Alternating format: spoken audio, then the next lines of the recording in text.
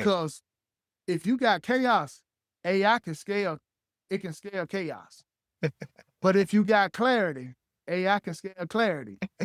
And that was the major shift for me because I realized organizations don't just need technology transformation, they need operational transformation and decision transformation. Hey, hey, and welcome to the Forte Effect, where technology, creativity, and the future of work meet. Guess what? Today in the studio, we are talking to David Craig. I don't want to smile too much and give it away, but we're going to learn a little about AI, leadership, reinvention, the future of work. He's going to bring it to us in his own way. David, welcome, welcome, welcome. Well, hello, hello, hello. Thank you for having me on the Forte Effect. I am so excited. So excited. Well, that is good. Well, look, we appreciate you, for stopping by. Do you want to, let me see, you have a lot of different titles. Give us your name and your official titles and some of the things that you actually do. My full name is David Craig, and some of my titles are I'm a project management professional, I'm a accredited small business consultant, as well as a Lean Six Sigma Green Belt. And some of the things that I do is I help businesses, whether they're small, medium, even enterprise. I help them, with operational efficiencies. I help them run better. I help them with technology integration. I help them look at what kind of technology they need to bring the future to now. And that's one of the things that I look at. I look at how can I bring what's ahead to now? Because a lot of people are waiting when ahead get here. But I'm like, nah, if I can see it, we can do it. Because I would rather for a company to be doing it now than waiting till later and they be left behind. So mainly what I do is I bring the future to existence. Like, I'll mm, yeah, I just like bring when the you, future to existence. I got my note. like when somebody's, like when somebody's saying, well, man, I want to do this. And I'm like, let me see how we can do that. I'm always looking at how I can push the limits Mm, because there's no limit to life. So if there's no limit to life, why limit your capabilities? that is a strong opening, and we are actually just getting started. Who was David Craig growing up in Alabama? Who were you? Well, mainly I was this kid just trying to find my way, trying to figure things out, looking for purpose, direction. Just like any other people from small towns, Mhm. I grew up in a small town. Like we didn't have a traffic light. All we had was stop signs, dirt road. We had a paved road, which was the main road. But, I grew up, around hardworking people. I grew up around people that had businesses. I grew up around brick masons and electricians and people like that, people that was mechanics. And my aunt, she was in commercial food service. So she worked in the high school or whatever. But I seen people with resilience. I seen faith and I seen community because we was a community. We used to play softball every day. We used to play Wow. pick up, mess them up. It was things that we did as a community. Like we looked out for each other. And I saw people do the best that they could with what they had. You got to think about it. Greene County is one of the most predominantly black counties in Alabama. But I Wow. also saw how limited opportunities and limited exposure can shape people thinking. Because where I'm from, where I grew up in, very few people make it out. Okay. Very few, you Mhm. know. So knowing that growing up, it taught me how to observe people, systems, environment. Even before I understood business or AI, I was naturally trying to figure things out. I always wondered how things work. I always had that engineering mindset because I always tried to put things together. I used to watch my dad. My dad is a mechanic. I used to watch him fix on cars. I used to watch my granddad fix on lawnmowers. And quite naturally, I started doing the same thing that I saw them do. So a lot of my journey has really been about transformation, learning how to take adversity, uncertainty, and pressure and turn it into structure, vision, and purpose. Because Oh, everything wow. I do is tied to purpose.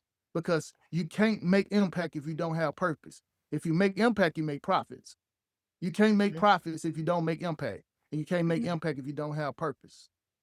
Man, I'm about to run out of ink. Now, listen, we just got started. So I heard you talk about community, faith, purpose. What really stood out to me was that you learn to make the best out of what you had.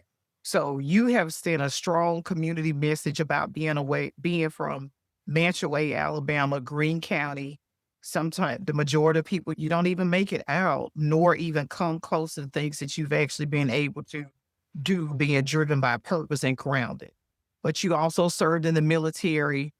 How do you think those experiences actually shaped who you were? You talked on it some, but what more do you think that added in terms of your leadership style, your discipline and worldview? Well, the military gave me exposure. Okay. I was in the military for 17 and a half years, went all around the country, worked with different types of people. It gave me discipline, it gave me accountability, it taught me how to execute. It taught me Okay. execution. It taught me that systems matter because in the military you have systems. It taught me that communication matter. It taught me that structure matter. It taught me that leadership matter. But it also taught me that one weak link affects the entire mission. And looking at that one weak link that affect the whole mission, I always look at how can I build up that weak link. Because if I know that one weak link affects the whole mission, then it's one thing that you have to do. If you got a lot of strong people and you got one weak person, then you got to see, okay, if you weak, why are you weak? So I observed that weakness and I turned that weakness into a strength. And coming from Alabama and then serving in the military, it gave me two perspectives: Okay. humility for where I came from and operation awareness from where I was exposed. Because I've been with some of the highest people in the Mhm. military, been around some of the most prominent people in the military, whether it's a 4-star general, Mhm. 3-star general. I've been around these people. I've been in their atmosphere. Even though I didn't carry the rank, I Yeah. had posture. And most people think leadership is about titles, but it's more about responsibility and consistency and being able to operate under pressure while still serving people effectively. Because I always look at people being an important asset. Wow. Yeah. I definitely love the leadership, and it's not just about the title. That posture takes you a long ways. So with that, which setting you up from the military background in the service, how did you go from military service into project management? You mentioned operational leadership. I don't know if that was your MOS. For those that are listening, that means military specialty and eventually intelligence systems and AI. How did it all come together? How do you think it happened? Mainly, my own career it evolved mainly through solving problems. Okay. I was in warehousing. I started out my career in warehousing. And one thing that I hate about being in warehousing, I was in operations, but the engineers would come on the floor and make changes that they wasn't aware of what was being done. So I said, I want to do something that I want to take my operational experience and take it to engineering to show engineers that it's more than what you see on paper. Because a lot of engineers go off theory, and me, I go off practical. I'm a very practical person. So with me being practical, I moved up through operations. I was an operations manager. I was a plant manager. Then I moved into engineering. I never worked on the assembly line, but I knew how to look at a line and identify gaps and identify patterns because that's the way I think. I think in patterns. Project management, I knew how to look at symptoms and treat the problem. I knew how to do root cause analysis. I knew how to look at processes and break processes down. And I understood organizational execution. And over time, I noticed most organizations fail because people are not unintelligent. They're not unintelligent. They fail because information is fragmented and decisions are delayed and systems are disconnected. Because I worked in a lot of organizations that had disconnected systems, and you have to go from one place to this place to that place. somewhere it's gonna be something happen. And I hate to bring the Bible up in this, but it Mhm. just, with Adam and Eve, and then you got the serpent. The serpent already knew that I'm not gonna take, I'm not gonna talk to Adam because Adam got firsthand information. I'm gonna talk to Eve because Eve got secondhand information because he knew that secondhand information always get filtered. That's the same Mhm. thing in an organization. So realizing those things right there, because everything I do, I apply biblical principles to it because I study the Bible a lot. So Mhm. what I did was I studied the Bible and I like, how can I translate this spiritual principle into a business principle, into a system principle, and things like that. So I became less interested in software as a tool and more interested in how intelligence can help organizations operate better, communicate better, and make better decisions in real time. Oh, wow. Yeah, I'm glad that this is being recorded because the instructor in me is coming out and you're saying a lot there. And I mean, that's almost like 10 lessons at once. So thank you for coming, so ready and being able to explain, your leadership style and how you actually ended up there. And you're right, a lot of information is fragmented and it is broken. And it's hard to actually get anywhere when the information is all over the place. And I particularly like what you said is not because of the lack of intelligence, because there are plenty of intelligent people actually running companies. And thankfully they're intelligent enough to know how to call you when they need to.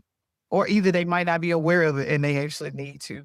So as you have went through that, was there a particular time or would you say a defining moment that you realized technology alone didn't do it enough with organizational problems and leadership and systems? Do you alluded to that, but did you start to see it more and more? Like, how did you come up with that and say, okay, this is what I want to work at even further? Yes, I've seen that, man, repeatedly. Mhm. I've seen companies buy expensive software. I've seen them create some of the fanciest dashboards, automation platform, all kind of tools, but still struggle operationally because leadership wasn't aligned and processes were broken. I seen a company spend $1 million a month on a company that gave them a pretty spreadsheet, a pretty PowerPoint presentation. And then I also seen companies spend a lot of money on technology, and all that technology did was amplify whatever already exists. Right. Because if you got chaos, AI can scale, it can scale chaos. But if you got clarity, AI can scale clarity. And that was the major shift for me because I realized organizations don't just need technology transformation, they need operational transformation and decision transformation. Yeah. And I'll probably development. And we won't Yeah. go further with that. But you're right about that. I love the way you actually described that. And I'm going to give you credit when I go back and use it. So, another thing that I've noticed, I kind of check you out a little bit on LinkedIn. You describe yourself as an architect of intelligent systems. I've never heard that before. And even if I have, what does that actually mean in plain language for everyday professionals that are listening? What is that? To break it down in plain language, it all it is I help organizations build systems that think better, Okay. communicate better, and operate more intelligently. Okay. And that could mean helping leaders make decisions faster, whether it's helping teams reduce Hmm. operation friction, Hmm. helping businesses automate repetitive work, helping organizations connect disconnected information, or build an AI system that support people instead of overwhelming them. Because a lot of people are overwhelmed with AI systems. So what I do is I look at the organization and anytime I go into an organization, I always look at the people. I have this process that I use, and it's a framework that I use, and the acronym is PMT: People, Methods, and Tools. Okay. And when I look at the people, I always look at what are their skill set, what are their capabilities, what do they gravitate to, what do they resist. I look at the methods, I look at the processes, I look at how information is being passed. I look at how information is being disseminated, how it's decoded, encoded. I look at all of that, and I look at the tools that they're using, what software they're using, what type of technology that they're using. Because when I look at an organization, I almost look at it like an ecosystem. And my job is to design intelligence into the way they operate. So what I do is I build systems around the company identity, and then I give it authority, and then I give it an assignment, just like our life. Your Mhm. system, a system should model how you move in purpose. So every business has a purpose. So the system should serve the purpose of that business. So a lot of companies, they bringing in systems, but it don't serve the purpose of their business because they bringing in what sounds good, what looks good versus what's going to be effective. Mhm. Yeah, you're right about that, because I've seen, organizations go and invest in this tool. And I was like, okay, it's a wonderful tool, but who's gonna sit down and do that? Yeah. Yeah, who's gonna do it? Like, I'm serious. Like, it is a beautiful tool. It makes a lot of sense to me, but who's gonna do it? And where's the checks and balances? And then if I don't do it, what's the consequence for it? Right. So Yeah. I mean, it's interesting to me because there are a lot of us as business leaders that actually invest in a tool, and the tool is not any better than the person that's actually using it. Or you're right, is it designed for your business, right? And that's where Yeah. your purpose. That's where that purpose is coming in that you keep talking about. So, Yeah. if there's one word that I probably would underline several times tonight, that would actually be purpose. So, with thinking about AI, a lot of people are nervous about it right now. Very. Yeah. So, what do you think people misunderstand about this moment?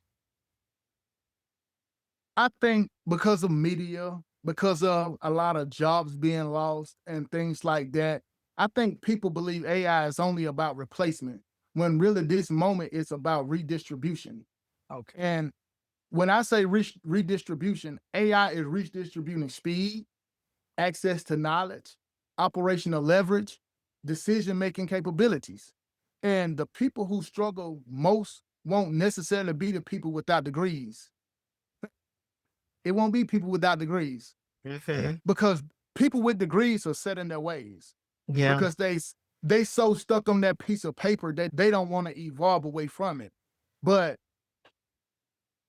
the people that are unwilling to adapt and learn and evolve, those are the people that's going to be left behind. Mhm. And I did a study about this, and I was asking, I was asking ChatGPT. I was like, why are so many people losing their jobs due to this AI thing? And ChatGPT broke it down to me about how many people it takes to make a decision in an organization. So you pay somebody a six-figure salary to make a decision, and just think about you got six people it has to filter through. When you got Wow. this technology that instead of having six, it augment that position into one person. Therefore, you cut out the fluff and you get straight Mhm. to the point. So what would take a person 6 weeks to make a decision, now you can make that decision in 2 days. So speed is everything, Mhm. especially in the age of in the type of economy that we have. And also AI, it's not removing the need for human value. Right. It is increasing the value of uniquely human capabilities, leadership, Mhm. discernment, communication, creativity, emotional intelligence, judgment, and ethics, because the future belongs to the people who can work alongside intelligent systems, not be afraid of them. Yeah. It's to augment the roles, not take away. Yeah. Yeah. I mean, you're true because I've noticed there are, different things that you could do in AI with some of the different tools. Each other, the agents talk to each other. They communicate with each other. They hand the tasks out to each other. It Mhm. is multi agent orchestration. Okay. So they fact check each other. They Mhm. validate each other. So I built a layer into that they self correct, they autocorrect. So before you see anything, you see the corrected version because I built that into the workflow. So these systems, they've been out here, data lakes, data warehouse. That's where AI is coming from. Data Right. mining. That's where all of this stuff's coming from. So it's nothing new. It just got a shiny new name. Yeah, it does, and we've added to some of the hysteria about it. So, looking at something else that I also saw that you did recently, you recently spoke about helping project managers um, with their roles augmented with AI and decision intelligence. How do you think AI is actually changing leadership and operations in real time? Because we talked a lot about leadership from you growing up in Mantua and just what you saw around you, but how do you think AI is changing this now? Man, I'm gonna tell you. 4 years ago, I did a PDD for PMI. Mhm. They wasn't even thinking about AI and project management. I had a whole session. I had a whole session on AI tools because I've been studying AI for 16 years. Wow. I got a master's degree in computers. Okay. So this was part of my track, emerging technology, blockchain technology, all these different technologies that's coming up. Okay. I don't even deal with blockchain technology because that's not my area of expertise. My area of expertise is operations, Okay. engineering. So I gravitate to AI. You get what I'm saying? But one thing that I can say, AI is shifting leadership from information gathering to decision orchestration. And when I Okay. say that, think of and I was a project manager for a long time. I just recently transitioned from a job as a project manager. And most project managers they used to spend enormous amount of time collecting updates, building Mhm. reports, Yeah. chasing communication, organizing documentation. Now AI can help you automate large portions of that operational overhead. That means leaders can spend more time solving problems, aligning their team and managing risk and communicating vision and making strategic decisions. The role is evolving from task management to intelligence management because now Okay. they're managing intelligence and they have something else that's doing the task because I would rather have something else. I add more value to a company when I'm managing the intelligence versus when I'm doing a task. If you have a Mhm. system that can do the task, let me manage the intelligence. So now my role has been augmented. That it doesn't mean that I'm replaced. It means that my role has been enhanced. And people don't understand the enhancement of this technology in their role. So they don't know how to integrate this into their role. So the ones that don't know how to integrate into their role, they end up losing their whole job. Yeah, that's true. So before you even got into managing the intelligence side and not just focusing on the task as a project manager, you mentioned blockchain. So I know we mentioned earlier, organizations have endless dashboards. They're beautiful. So I know organizations have dashboards, they have meetings and data, but they still struggle operationally. What do you think is missing? What's really missing? Operational clarity. Simple. Okay. Operational clarity. And when I say operational clarity, it's because, most organizations have data overload, but Yeah. decision scarcity. They'll Yeah. sit up there and look at a dashboard all day, but they will never make a decision. And people think data alone is intelligence. Data alone is not intelligence Yeah. because the missing layer is context, alignment, ownership, governance, and actionable decision systems. A dashboard doesn't solve problems if nobody knows. Mm, It doesn't.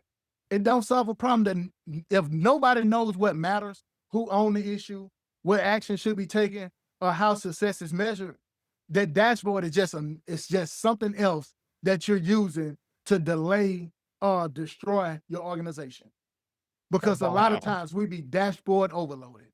And that dashboard be like refresh, Mhm. refresh, Yeah. refresh, refresh. And the thing is, organizations don't need more information. They need better operational intelligence. That's what they need. Yeah. So Context. yeah, it's interesting that I would, for those that are listening, you would not actually think that AI and what we're talking about with the intelligence management, architecture of intelligence systems, we're feeding into your actual organizational structure and development feeds into all of those things. You can have the best dashboard, but you're still struggling operationally. So that goes into what skills and mindsets do you think will be most valuable for professionals that are trying to stay adaptable and relevant in the future of work? What do you think is important? I think these 5 things are critical. Okay. One, adaptability, the ability to learn continuously. You got to be able to learn continuously. You got to be able to adapt. If it's something that you don't know, find it, study it. Mhm. That's something. I'm an avid reader. As you can see behind me, I got a lot of books. Yes. I read a lot. I, Mhm. I read a lot of books. I listen to a lot of podcasts. I find podcasts on what I want to know. I don't Yes. just listen to anything. Mhm. I find podcasts on what I want to know. And one other thing that I do when I'm learning and things like that, I follow people that are credible. Okay. Follow a lot of people that's in my space. I'm Okay. not just going to follow anybody to say I'm following somebody. I'm following people that I can glean from, people that I can learn from. One of my favorite people that I love is Steve Jobs. Okay. RIP. I love Steve Jobs because Steve Jobs is a disruptor. And the vision that he had before he died, it's a vision that still, even though he passed away, his vision, he cast that vision before he died. And that vision just, it's keep perpetuating. Apple is $1 trillion company. Yeah.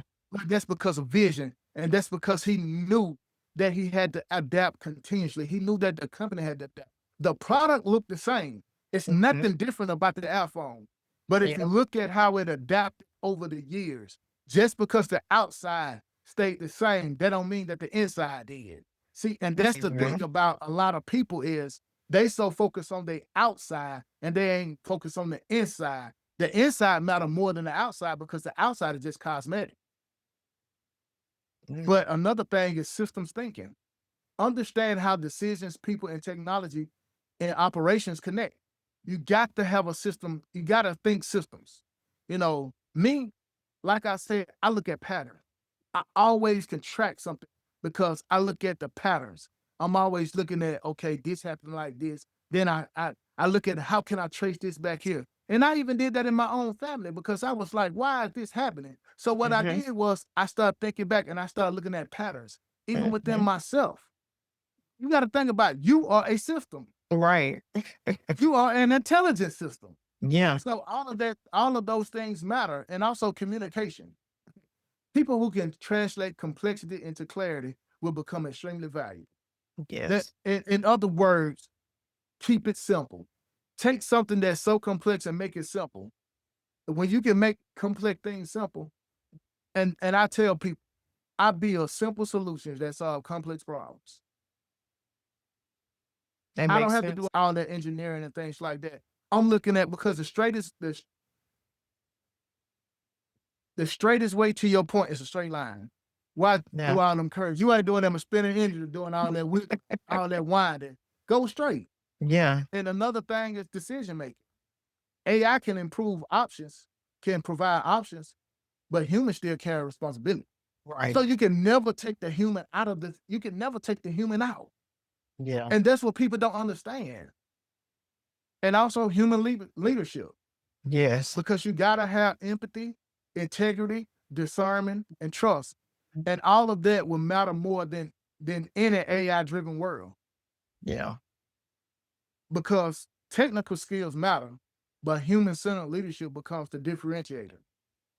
You could be techno all day, but if you ain't got no human centered leadership, that's why a lot of software engineers don't go beyond the desk because they only have technical skills.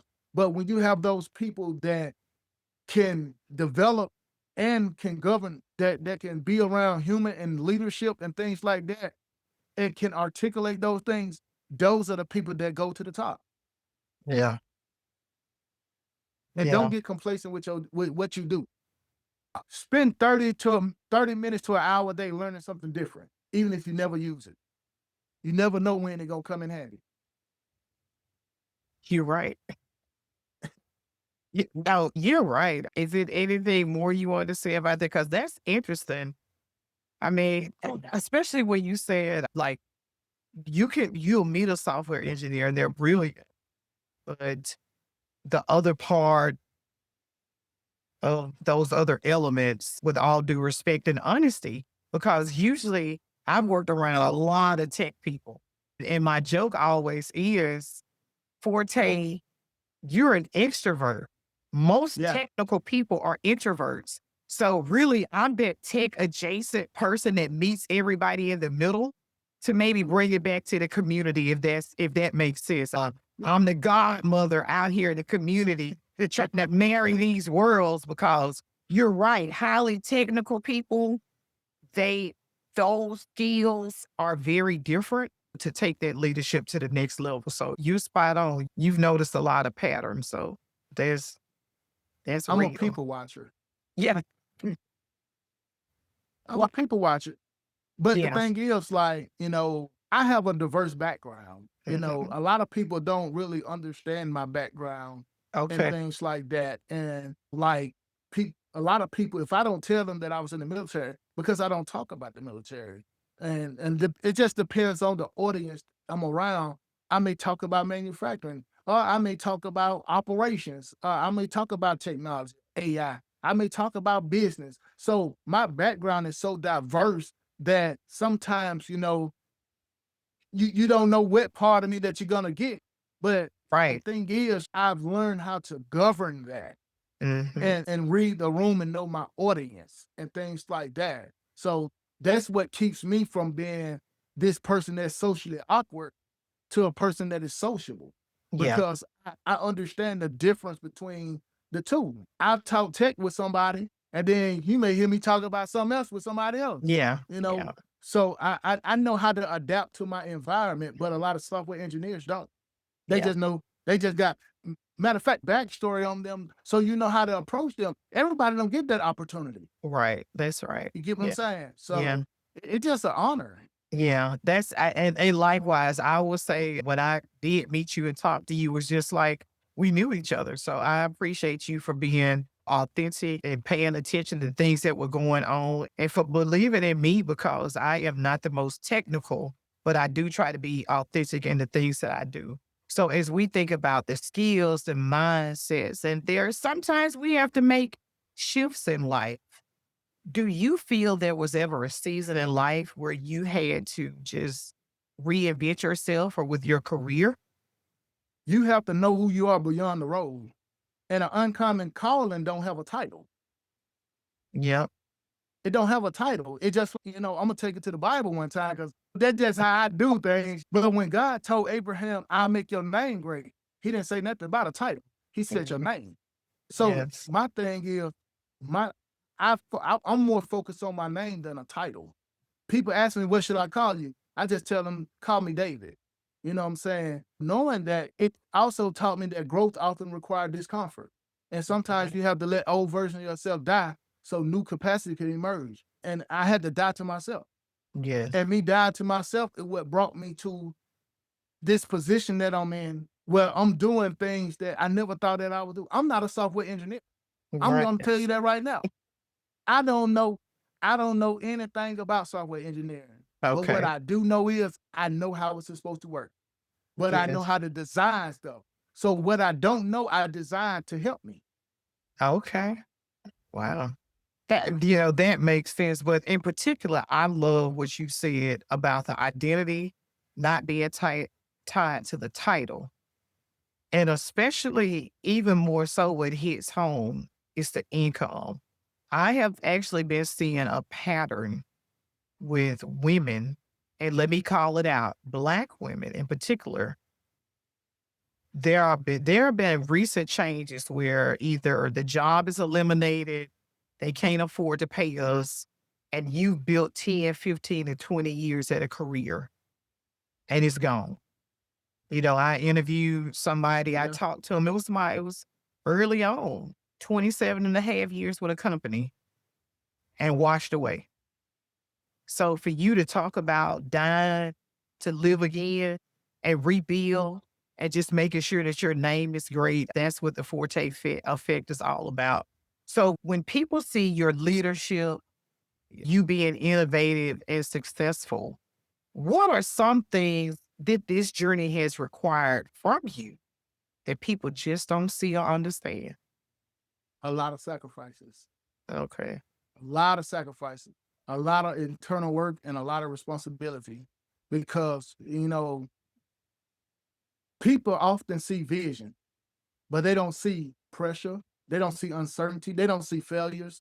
They don't see emotional weight. They don't see self discipline. They don't see isolation or the constant need to evolve. They don't see those things. So they just see the success. And I think a lot of successful people, they don't talk about the sacrifices that they make enough Yeah. because they so busy being in the glitz and glamours. But I can talk about the sacrifices that I made. I can talk about the internal work that I did. I can talk about me, before I'm starting my day, me asking God, you lead me through this because I know what you Mhm. have given me in my hands. I know that this is yours. It don't belong to me. I'm just a steward over it. So I allow God to lead me in everything that I do because building anything meaningful requires endurance. And if you ain't got God's strength, you ain't got anything. The race Yeah. is not won by the swift, it's won by the one that endured the most.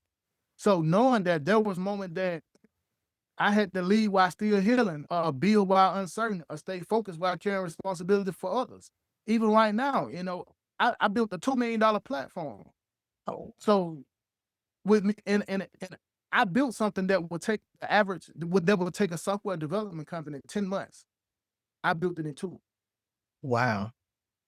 I know it ain't nothing but God grace that's on me and on Mhm. on the skill sets that He has given me to steward because I don't know. I really don't know what I'm doing as far as how, but I know how it's supposed to work. So Right. because I know how it's supposed to work, I just allow my faith to work for me. Wow. So it takes a lot of faith. It takes a Yeah. lot of knowing who you are, knowing, understanding, reading about it. So what I didn't know, I started studying. Yeah. I built a learning journey because I said, I don't want to just be a tech guy. I want to be known for making impact no matter where I go, but the impact just happened to be wrapped up in technology. Yeah. So I sell impact.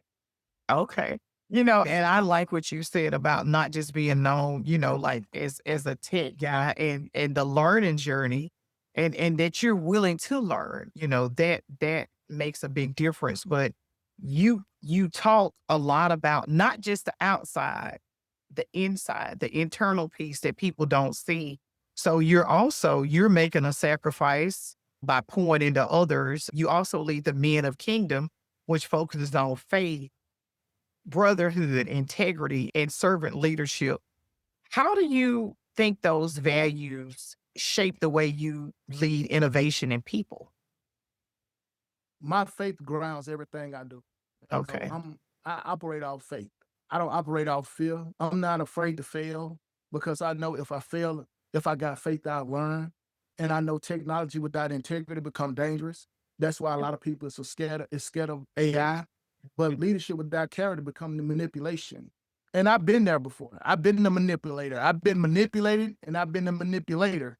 But when it comes down to men of the kingdom, it's about developing men who lead with accountability, integrity, humility, discipline, and service. So I work a lot with guys that are transitioning out of the judicial system, you Okay. know, because luckily I didn't go by the grace of God. I could have been in the judicial system, but God Yeah. had other plans. But God gave me a story to help those who's coming out. Okay. And, part of it allowed me to write books, which I've written books and things like that that help men and things like that.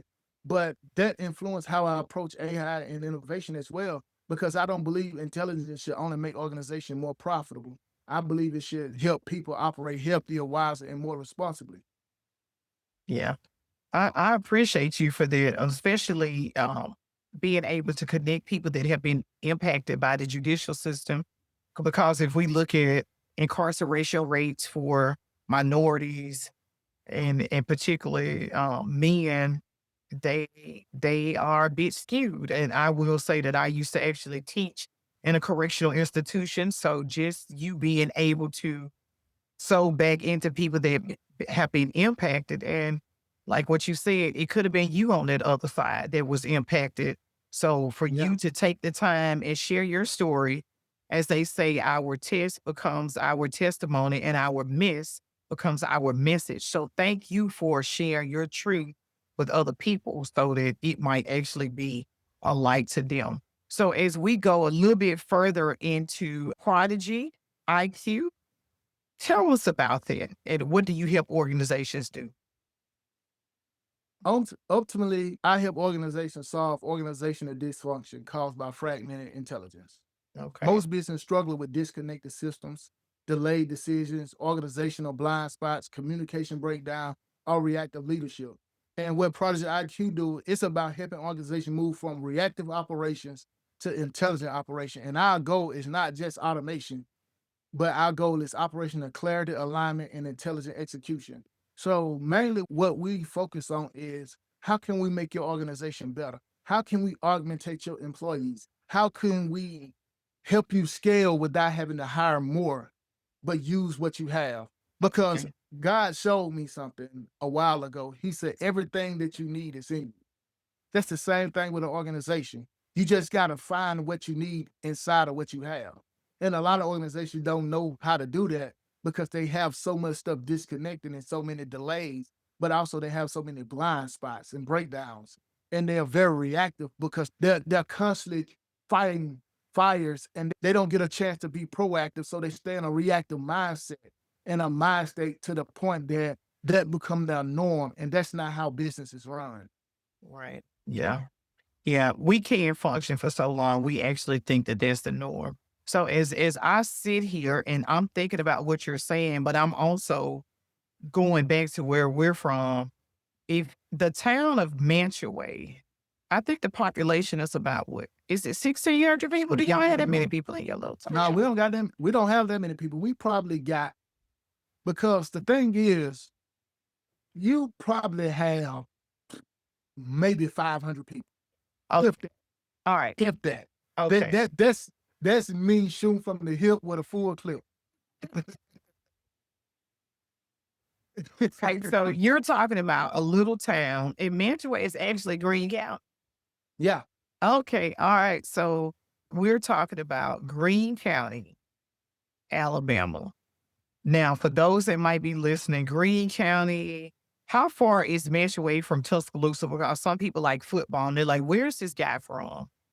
About we're about 30 minutes. About maybe 30 to 45 minutes from Tuscaloosa. All right, 30 to 45 minutes from Tuscaloosa. Let's come on up the road to Birmingham. How far is that? Birmingham, I say about an hour and 30 minutes. All right, about an hour and 30 minutes. So, Aliceville, when you graduated from Aliceville High School, what class are you in? Are you in Class of 2004. Big 2004? O 04. Big O4 is in the house. Okay. Now, your class probably had, did y'all have 60 or 70 people? Did y'all have that many people at that point, or was it 50? I think we had 60 something. We the only class at Aliceville that graduated their whole class. Oh my gosh. Oh, so for people that are listening, and I know we got a big Aliceville audience. So he's throwing it out there when it comes to innovation, technology, and leadership. What are your thoughts Absolutely. on that? Okay. Absolutely. Birmingham in the South overall has a lot to offer. The South has incredible talent. The talent in the South now is evolving because you got to think about when people think about the South, they think about farming. Hmm. And Alabama hasn't been known about manufacturing. What made Alabama known for manufacturing is Mercedes. Okay. But now that we have emerging talent coming up, such as myself, we have a lot of resilience, creativity, leadership Mhm. potential. What we've historically locked well, what we have historically locked is exposure, infrastructure, investment, and visibility. But Yeah. that is changing. Yeah. That to build ecosystem, develop talent, and create ownership opportunities. The thing is, what really is going to hold Birmingham back is mindset. Okay. Mindset. We have to change that civil rights movement mindset. And when I say that civil rights movement, we got to stop gatekeeping. Hmm. It's too many gatekeepers. Yes. So if they can stop gatekeeping because it's too much knowledge in Birmingham being put in the ground. Right. So knowledge is being buried, and that's why we have so many lost generations in Birmingham. That's why we have so much um crime in Birmingham, because the knowledge is being buried. Yeah. Yeah. Yeah. So in the Bible, I always go back to the Bible. The Well, Bible said, "My people perish due to lack of knowledge." So when there's a lack of knowledge, the people will perish. mhm. Either they'll kill themselves or they'll kill you. Yeah. But Birmingham has the capability of being something special. I can see that. Yeah. You're right. Now, as we think about Birmingham overall, when you were in high school at Aliceville, did you take any business classes, technology, computers, any coding? None. Zero. None. I just started coding in January This year. this year. This year. All right. So you just started coding in January, and it's always interesting, like when I talk to students, because the Alabama curriculum study have changed. The students now in high school are studying entrepreneurship. They're studying marketing. They're studying planning events. I'm like, y'all, these are real classes. So it lets me know even Organization can operate with capabilities that previously required massive corporations.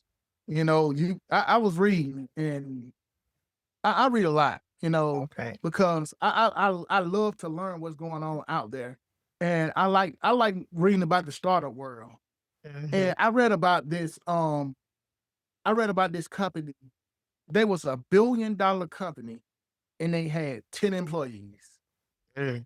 So they annual revenue, gross revenue was $100 million per employee. Wow. And I'm like, how did they do that? But then I start thinking about, like, my whole business right now is ran on AI.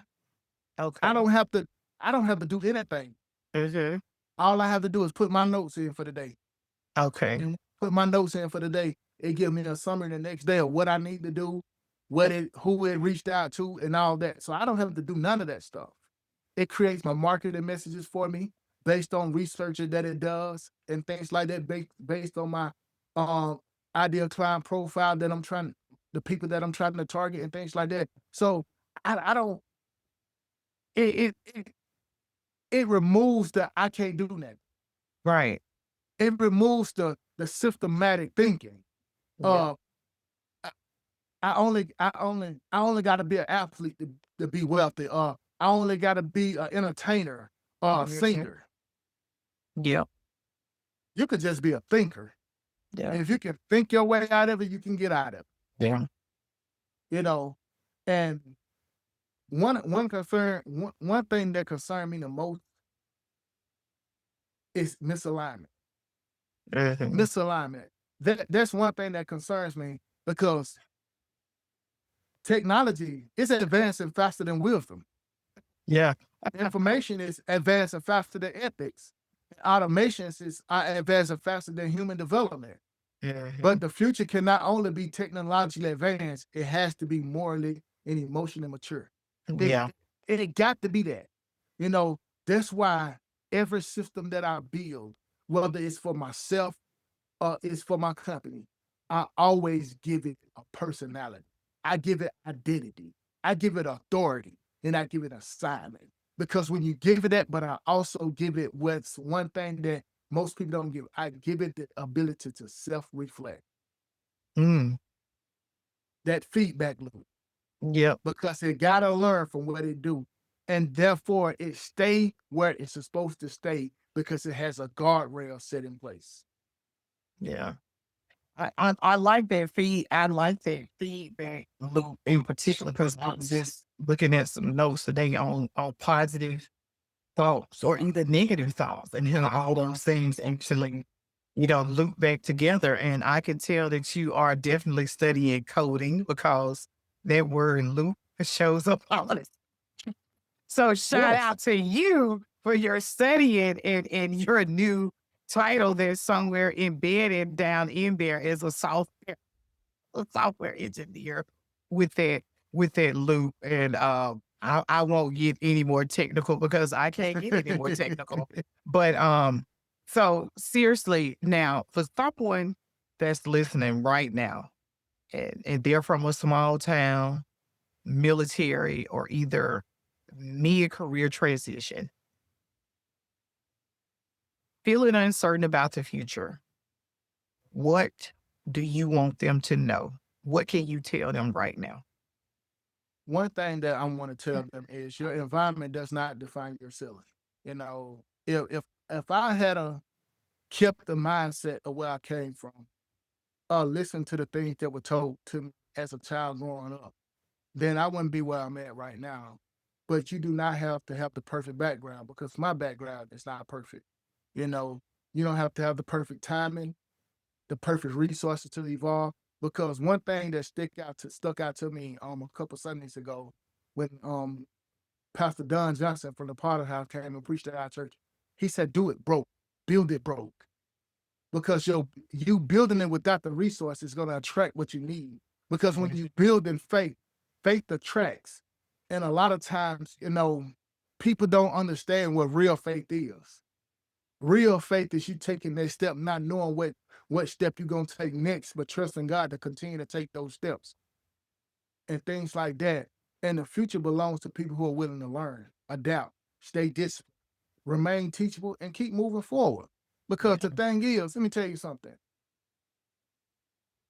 February the 9th, I was let go from a job, Mm-hmm. but it didn't stop me from moving forward Right.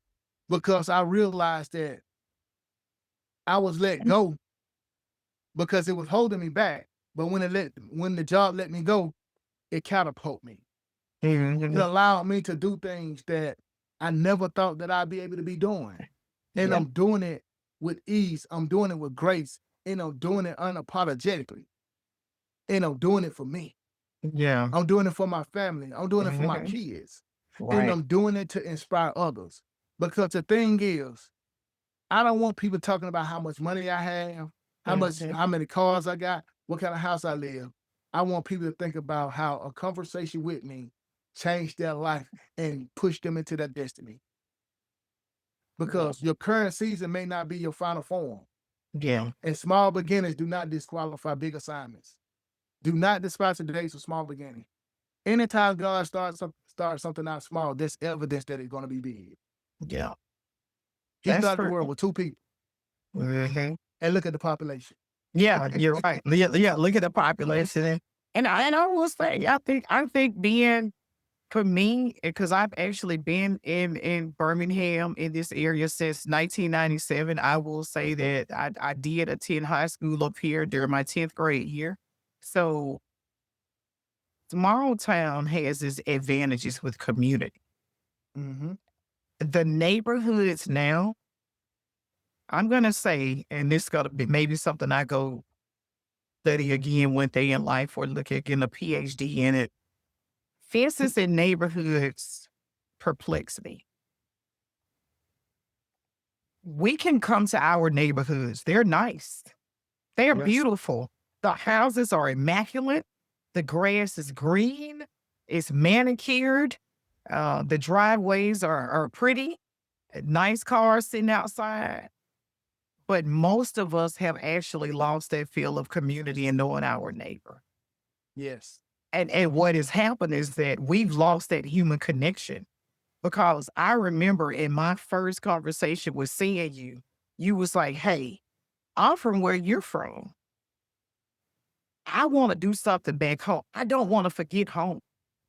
And that stuck with me because it's like, "Hey, I don't know this young man, but he sees something and he knows that he has a gift. I have a gift. And what if we as a people work together? What would that actually look like in our communities?" So Yeah. I love Birmingham and large cities, but there's something about that small town. Those were our formulation days, I would say, our roots. That's when Yes. we were truly being developed, when we were figuring it all out, and the brain was in a different state than what it actually is now. So, David, if people wanted to get in contact with you or find out how they could do business with you, You can send me an email at Okay. David at Prodigy dot, and send me an email and I'll get back with you. I'm always open to share wisdom, share knowledge. I love to teach. So anything that anybody that listening to this podcast, anything that you want to know about AI, let me know and we'll set up a class and I'll teach you. Whether it's just the fundamentals of Chat GPT. I use Chat GPT for everything to run my life. I was cooking Mother's Day dinner for my wife and everybody, and I put in the menu. And when I put the menu in, I told ChatGPT my budget, what stores that I want to shop at. But I told it, make sure you look at Publix first for the BOGO. Okay. Because I was trying to save money. Right. And Yeah. it built me this list. And it told me what route to go. So you've given some great examples. Now, I just don't want to be remiss about where you come from. Is there anything else you want to say or you want to add about where you came from, how you grew up, what helped you to get here? Because I've definitely enjoyed talking to you and I hope that the others have enjoyed listening. I just want to say thank you. Thank you for seeing something in me to share your platform with me. And I don't take this opportunity lightly because you could have picked anybody else, Okay. have a conversation with, but you know, we talked and I messaged you and we talked and you said, wait, hey, I got this day. Yeah. And I'm just grateful because people need to hear more positive from places that they say ain't nothing good gonna come from. Yep. But it's a whole lot of good in these small towns. It just takes somebody that made it out to talk about it. Most people don't like talking about where they came from, but I don't mind saying that I'm from Aliceville. I went to Aliceville High School. I used to get in trouble. Yes, I did. I used to be the class clown, believe it or not. But look at me now. That's right. You know, I made it out. I want to do things to give back to the community. I don't know what that looked like. But I want to tell you guys, anybody from Alexandria that watching, don't limit yourself to your surroundings. Don't limit yourself. And you can be wherever you want to be to the young person that's watching this. Because I remember one day I was saying I want to be an engineer, and I was about 10 years old. I used to play with connectors. I said I'm gonna be an engineer when I grow up. I didn't become an engineer until I was 37 years old, Wow. and I'm 41. Wow. If you made it. But I made it. I made it, and I didn't give up. Yeah. I never thought that I'd be building technology. I never thought about that until God told me you got to pivot because what you have to offer is bigger than what you can do with your hands. Mhm. That's So good. That's it. Well, hey, I think you've told everybody what the Forte Effect means to you. We won't beat that horse up anymore. Hey, y'all, this has been yes, great. This is what we do here on the Forte Effect. We're building what's next, and we're also sharing the human side. So, reinvention is not starting over; it is simply moving forward. My name is mhm, Forte, host for the Forte Effect. One more time for David Craig by way of Aliceville. And give some love to yes, Greene County, Mansion Way in the house. And we are yes. representing most definitely for Birmingham, Alabama. I thank you all for joining, and we'll see you the next time.